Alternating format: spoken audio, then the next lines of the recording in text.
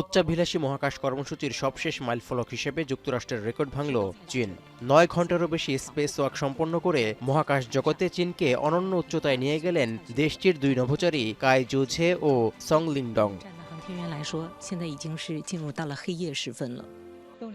মঙ্গলবার রাত 10টার কিছু আগে মহাকাশে ৯ ঘন্টা ৬ মিনিট হেঁটে শেষ করেন শেনঝু 19 মহাকাশ অভিযানের দুই সদস্য।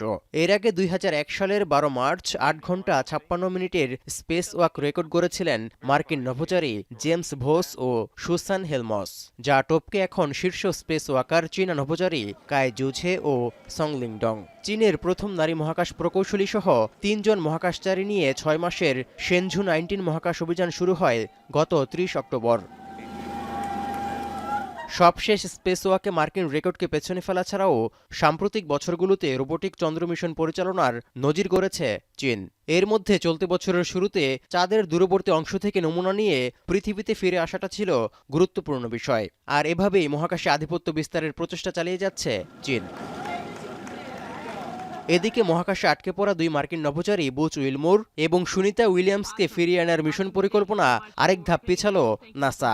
অর্থাৎ ২০২৫ সালের ফেব্রুয়ারিতেই তাদের পৃথিবীতে প্রত্যাবর্তন নিশ্চিতের কথা থাকলেও মার্চের শেষের দিকের আগে তা সম্ভব হবে না বলে জানিয়েছে মার্কিন মহাকাশ গবেষণা সংস্থাটি। মহাকাশে চীনের মার্কিন রেকর্ড অতিক্রম করার দিনই এমন খবর দিল নাসা।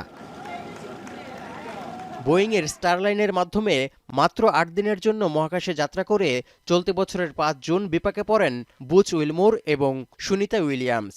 মহাকাশ যানটিতে ত্রুটির কারণে তখন তাদের ফেরার পরিকল্পনা ভেস্তে যায়। ৬ মাস ধরে মহাকাশে আটকে থাকার পরও তাদের ফিরিয়ে আনার নিশ্চিত দিনক্ষণের বার্তা দিতে ব্যর্থ নাসা।